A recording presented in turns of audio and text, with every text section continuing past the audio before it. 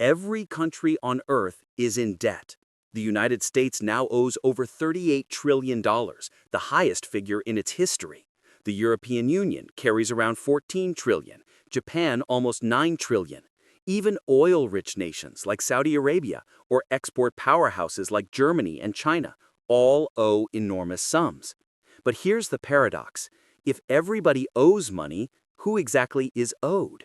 This is the Financial Historian, where money, power, and history collide, and nothing is ever as simple as it looks. Debt isn't just a burden, it's the architecture of the modern world. Every war, every crisis, every boom and bust sits on top of this invisible scaffolding of IOUs. And if you follow the chain of creditors long enough, you discover something unsettling. The world doesn't owe money to anyone in particular. It owes it to itself. But that doesn't mean everyone benefits equally. To understand how we reached this point, a planet drowning in over $315 trillion of total debt, we need to go back to the beginning. Centuries before the first credit card swipe or digital transfer, the idea of national debt was born not in Wall Street, but in war. In 1694, England was fighting France and running out of gold. The king turned to merchants for help. In exchange for a permanent stream of interest payments backed by future taxes, they financed the crown. To manage this new arrangement, the Bank of England was created. It was revolutionary. The state could now spend money it didn't yet have, and in return, lenders received something priceless, a promise from the government, one that could be traded, bought, or sold. That was the birth of the government bond, the seed of the modern financial system. France copied it. The Netherlands refined it.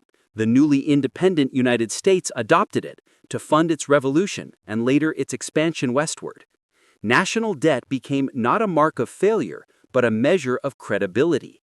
The ability to borrow was the ability to rule. Empires once conquered territory to extract gold. Now they issued bonds to extract interest. The battlefield became the balance sheet. Fast forward 3 centuries, and debt has become the world's dominant export. The United States owes $38 trillion, Japan over $9 trillion, and global borrowing increases by the equivalent of $1 trillion every 100 days. Every country owes, every bank lends, every citizen through taxes, savings, and pensions is both debtor and creditor. But who exactly holds the other end of the rope? Let's start with the United States, because its debt isn't just national, it's global. Out of that $38 trillion, about half is publicly held, meaning owed to investors rather than to other parts of government. Roughly 2/3 of those investors are American banks, pension funds, mutual funds, insurance companies, and the Federal Reserve itself. The remaining 1/3, about $9 trillion, sits in foreign hands.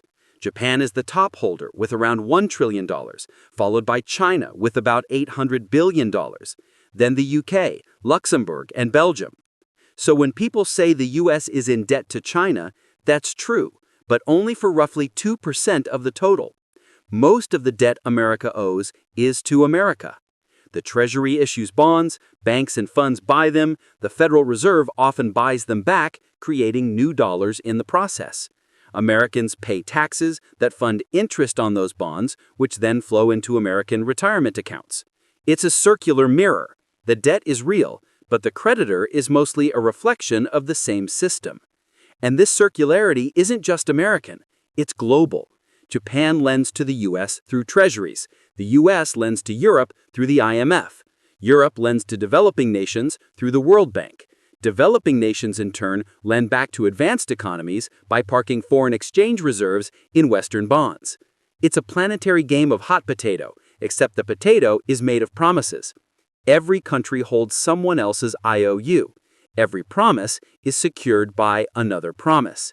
It's like a poker table, where every player has borrowed chips from the next, and the only rule keeping the game alive is that nobody stands up. But there's a fourth layer, the most powerful of all, the markets themselves.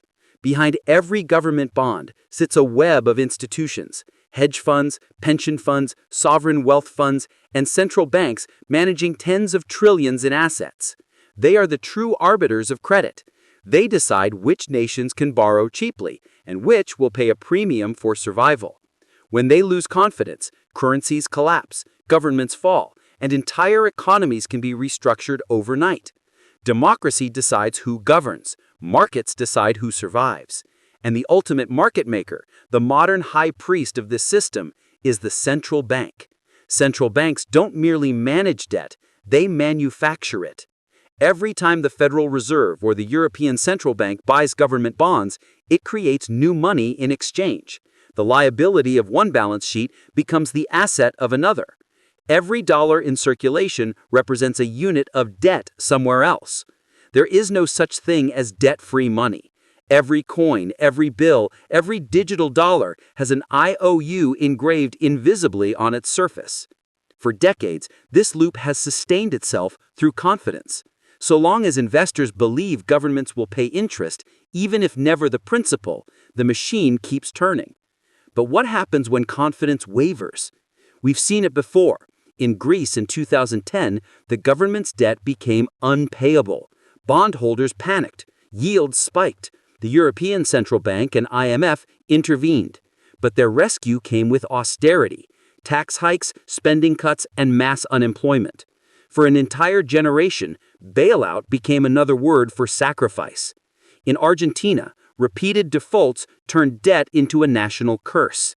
In Sri Lanka, fuel shortages and political collapse followed when the government ran out of foreign currency to service loans. When the system breaks, the creditors suddenly become visible. The IMF, the rating agencies, the anonymous bondholders who hold entire nations by the throat. And yet, even after collapse, the same logic restarts. New loans replace old ones. Old debts are restructured. The machine resets with a new name on the same balance sheet. That's because in the 21st century, debt isn't designed to be repaid, it's designed to be rolled over. Governments today don't actually plan to pay off their debt. Not now, not ever. That's not conspiracy, it's policy. When you or I take a loan, we're expected to repay the principal. But governments operate differently. They treat debt like a rolling subscription, issuing new bonds to pay off old ones, a process economists call refinancing. Interest becomes the real product, the rent charged for stability. The global economy now depends on that rent, like a shark that must keep swimming to breathe. The global financial system today runs on confidence, not repayment. The United States will never clear its $38 trillion. It will refinance it forever. Japan has been rolling over its debt for decades, now exceeding 250% of GDP.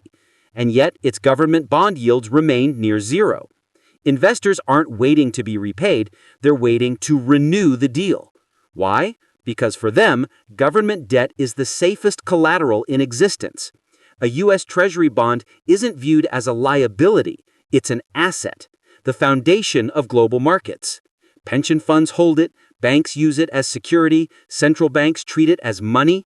The system depends on governments never paying off their debt, because if they did, the world would lose its most trusted financial instrument. Imagine if Washington somehow decided to pay down every last dollar of its debt.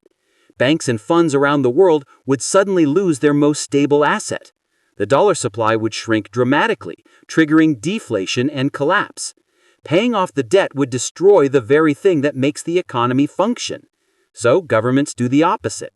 They keep issuing more, not recklessly, but rhythmically. The debt becomes a kind of heartbeat for capitalism itself, pulsing through every pension, mortgage, and market on Earth.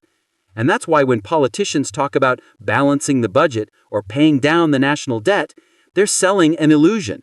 The goal isn't to eliminate debt, it's to keep it sustainable, serviceable, and desirable enough that the system never stops believing in it. Because once belief fades, the numbers stop mattering.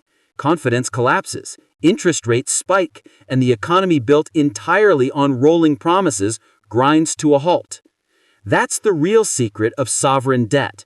The plan was never to pay it back. The plan is to keep the world believing it will.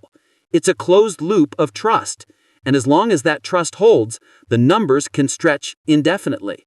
But trust is not evenly distributed. When we say we owe it to ourselves, that's only half true. Interest payments don't flow equally through society. They flow upward from taxpayers and workers to the institutions and investors that hold the debt. In other words, debt isn't just a transfer between countries, it's a transfer between classes.